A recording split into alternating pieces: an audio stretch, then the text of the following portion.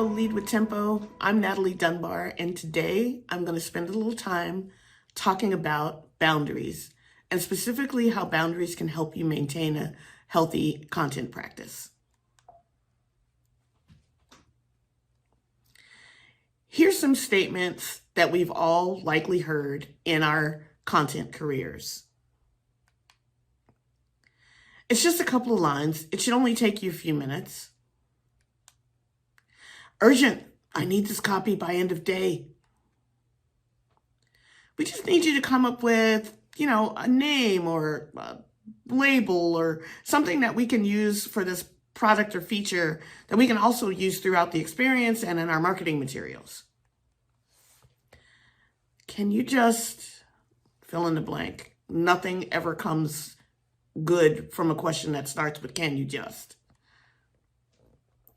Can I ask you to look at this copy real quick? I wrote it, and I'm sure it's pretty good, but you're the word person, so you should probably look at it too. Can you make it sound like insert some other brand name that you're not? I promised the client we'd have this audit done by some ridiculous amount of time that's not sufficient for auditing thousands of pages of web copy. It's precisely because of statements like these that I want to talk about boundaries in business. But what do we mean by boundaries? And what role do they play in maintaining a healthy and sustainable content practice? Now, I'm sure that a lot of things come to mind for each of you when you hear the word boundaries. Signs that are meant to communicate keep out, a barbed wire fence. Nothing says boundaries quite like a barbed wire fence. Perhaps a menacing pooch, though this one seems to be confused about which side of the fence he's supposed to be on. Or maybe it's learning to flex your no muscle. But here's the thing. While it is true that no is a complete sentence, setting boundaries is about more than just saying no. Which, if I'm being real, that isn't always an option that we can choose in the work that we do. So because of that, we're going to look at boundaries through a slightly different lens. We're going to consider how to reframe what boundaries are and what they might look like in the business setting, and consider how they can help us maintain a healthy practice. So let's get after it. So when I was researching the concept of boundaries for my book, and specifically in the context of building and construction, I came across the notion of boundaries as a way to define what happens inside of a space. So take these building plans, for example. This is a mixed-use structure that has retail space on the ground level, apartments on the next level, there's a post office, designated parking areas, and so on, all of which are clearly delineated through the color coding, boundary lines, and labeling that defines the purpose of each space, down to the parking stalls having boundary lines. Park one car. You wouldn't live in the retail space any more than you would live in the post office. And while, yes, you might sell crafted goods or some other things from your apartment, chances are you're not going to install a point-of-sale device, item displays, and other features and fixtures that you'd find in a retail space, a traditional retail space. So the boundaries communicated here by the lines, labels, and color coding help communicate what happens inside each of those spaces. So as a result of this research, I reframed the notion of boundaries by saying defining the purpose of the space and what happens inside that space is what I'm talking about when I talk about boundaries. And it's not always about blocking access to a space. And so before we begin exploring how we're going to create these boundaries, let's first take a look at what I call the practice core. The core, as I've depicted it here, has 3 layers. So we have our cultural environment, where values and mission statements and what's acceptable in the environment lives in that space. And then there's the culture, the systems, which are used to define ways of working, how we work together, things like frameworks and processes and tools. And then at the very center are the people, the practitioners who do the work. Now, all 3 of these components are important to creating and maintaining a strong practice core. But for the purposes of our time together today, I'm going to focus on the people, all of us who are at the center of the practice core. That's because the foundation of a practice is built around the collective expertise of the practitioners who do the heavy lifting of content work. Or as Candy put it, people first. That's it. That's the statement. Without the people who advocate, educate, and articulate the value of content strategy, you have nothing. All right, so here's how we're going to approach the topic of boundaries in the context of content practice. We're going to consider the importance of modeling intentional self-care. We're going to explore how active listening invites authentic sharing and feedback. We're going to understand the superpower of vulnerability. And yes, we're going to talk about pushing back to avoid burnout. And then we're going to talk about and discover how an inclusive definition of boundaries empowers us to push back and even sometimes to say no to some of those impossible demands and deadlines. First up is self-care. So when I was chatting to Rachel and Alice about this topic, this phrase came up. I'm not sure who said it, but it was sometime during the conversation that we came up with: self-aware is self-care. Self-awareness gives us a chance to tune into what we're feeling, to know and articulate what we need, and to help us know how we can best care for ourselves. Without self-awareness, efforts at self-care fall flat. So if y'all aren't familiar with Vivian Castillo of Humanity Centered, please get on the Googles right now and find her. She's amazing. Before she worked in tech and UX, she worked primarily in human services and counseling. And today, her organization helps develop holistically human-centered leaders. Here she's writing about personalizing self-care, and so that it addresses issues that are birthed from cultural, institutional, systemic issues within our workplaces. I love that she calls out cultural issues and systemic issues, culture and systems. And also, don't miss that last bit about addressing symptoms instead of the root of the problems that cause burnout, something that can cause us not to be able to address self-care in a way that it helps us to eliminate or at least decrease that feeling of burnout. We're going to talk about that a little bit more later.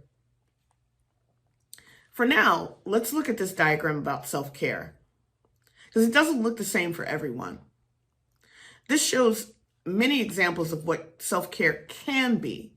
Now, not is it only important to recognize and acknowledge that things like asking for help or stepping back or asking for what you need and setting boundaries, these are all forms of self-care, but they're also an extension of individual self-expression and a byproduct of self-awareness, knowing yourself, knowing what you need, knowing who you are, and that you may not identify in the same way that others do. All of that dictates what you need as an individual in order to thrive. Next up, vulnerability. I love this quote about seeing vulnerability as a roadmap to connection. And if you're familiar with or have done any research on vulnerability, no doubt you've come across the work of Brené Brown. and her popular TED Talk, which does more than an adequate job of explaining, introducing, and distilling the topic of vulnerability into what she calls 3 areas of commonality. She found these areas of commonality among people that she classified as wholeheartedly vulnerable. They were courageous and shared their stories with their whole hearts. They were compassionate, first with themselves and then to others. And they were connected. They accepted who they were over who they thought they should be in order to connect authentically with other people. These areas of commonality that Brown talks about kind of correspond nicely with this hierarchy diagram. So before you're able to be vulnerable with others, you must first be vulnerable with yourself and within yourself. To have the courage to tell your story and move up the triangle into sharing with others, you need to be able to kind of springboard from that honesty that you have with yourself, and then see the opportunities that you have to build compassion for yourself and with others. And then eventually move up the hierarchy to being vulnerable within your community, say your content practice, and even perhaps beyond with other practitioners, cross-functional teammates, departmental partners that you may work with. All of this to say that when you are building boundaries, it is important to embrace vulnerability as a superpower within your practice space. Next, we move into active listening, a practice that's vitally important when people are being vulnerable. That's because active listening helps us focus on what someone is saying rather than what we're thinking in our minds while they're saying it. So folks are more likely to be vulnerable and to share their truths when they feel that they're being heard. So when they're sharing what they're feeling, what's going on, what's stressing them, when they know that they're being actively listened to, they're more likely to be authentic in what they're sharing. So what does that look like, actually? So leaning in and being attentive, focusing on the person that's speaking, listening for the content of the message as well as the feelings behind the content, acknowledging or responding the feelings that are expressed, and if clarification is needed at any point, asking questions that are both open-ended and probing, and then reflecting on or repeating the message back to the speaker in your own words to the satisfaction of the speaker to make sure that you're on the same page. And then paying close attention to verbal cues, such as inflection and in patterns of speech, as well as facial expressions and posture and other nonverbal cues. And then once again, summarizing back what you've heard to facilitate understanding. And so we've established self-care practices and we're leaning into vulnerability. And as we do so, we're actively listening to each other. And by extension, we're listening to our cross-functional teammates, our departmental partners, and our stakeholders and our users. And now we're positioned to push back. Be the bottleneck or be the burnout. These are the wise words of John Paz, aka Mr. Content Design on Twitter. I'll take a moment to let that sink in because for me, at least initially, neither option seemed desirable. I mean, content is often blamed for being a bottleneck and often unjustly so. So why would we want to embrace being the bottleneck? Anybody here ever experienced burnout? Nah, I didn't think so. Like, there's never any conflicting priorities. There's not fires that we're always putting out. Nope, I've never felt stressed or disconnected or had to deal with cynicism. I've never been robbed of my creative thought processes and I can always hyper-focus. It's not a problem at all. Never happens, right? Yeah. But for real though, burnout is insidious and it's downright dangerous if we leave it unchecked.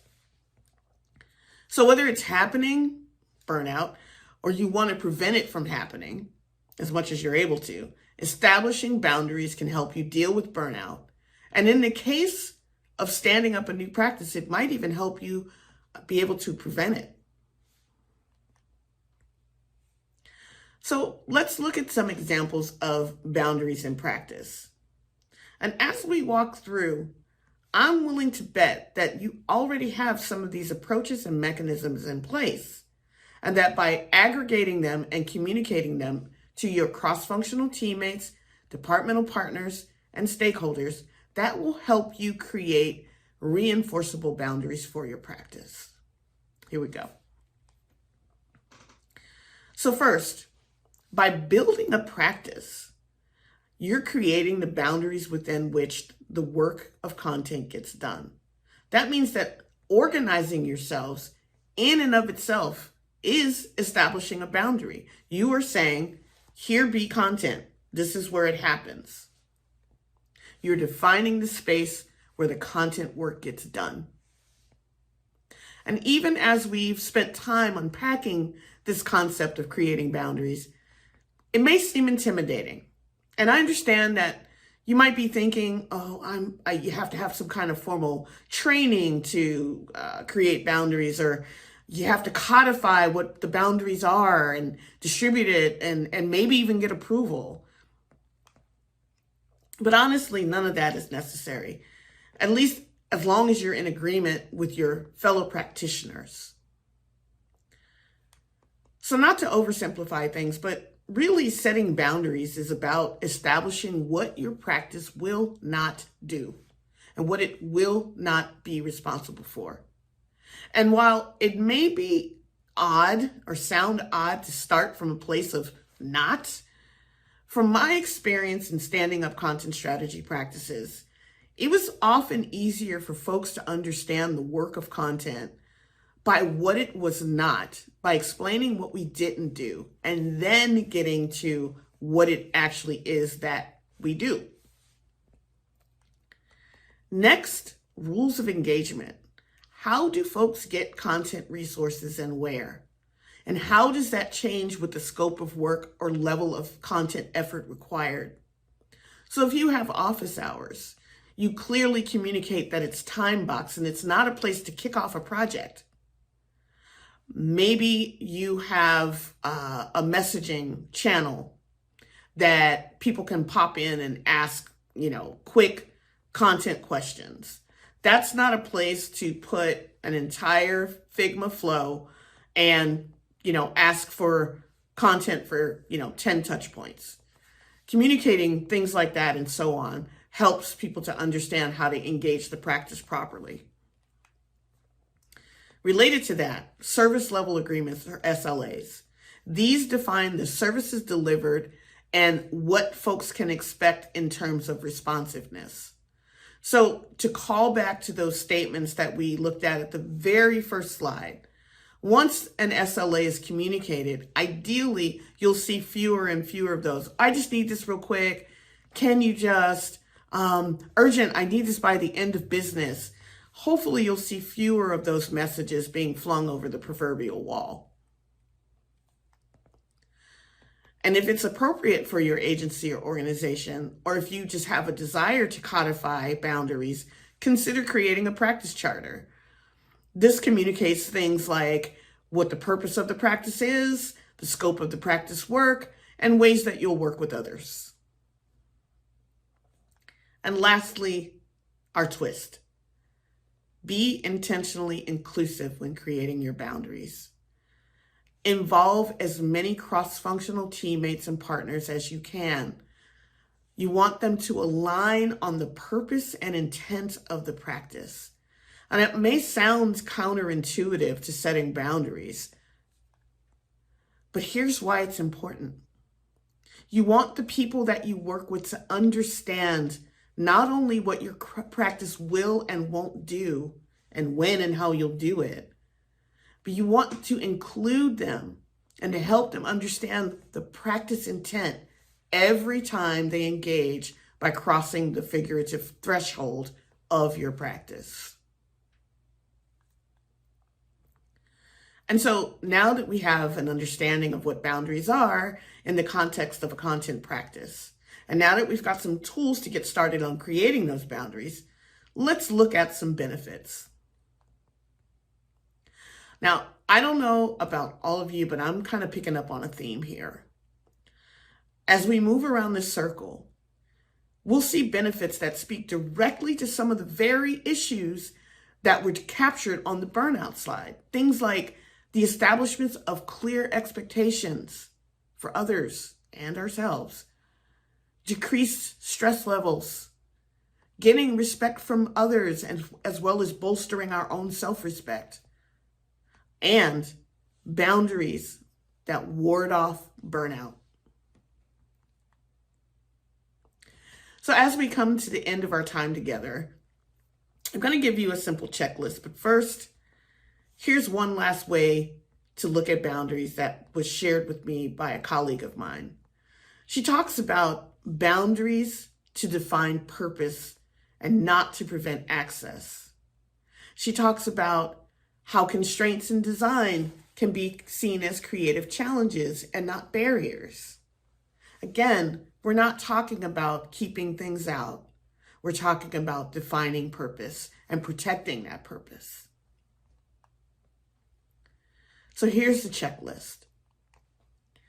Advocating and modeling self-care and remembering that what counts as self-care for some won't be the same as others, and that's okay. Tapping into vulnerability as a superpower, providing pathways for expressing courage, compassion, and connection in the name of authenticity. Practicing active listening.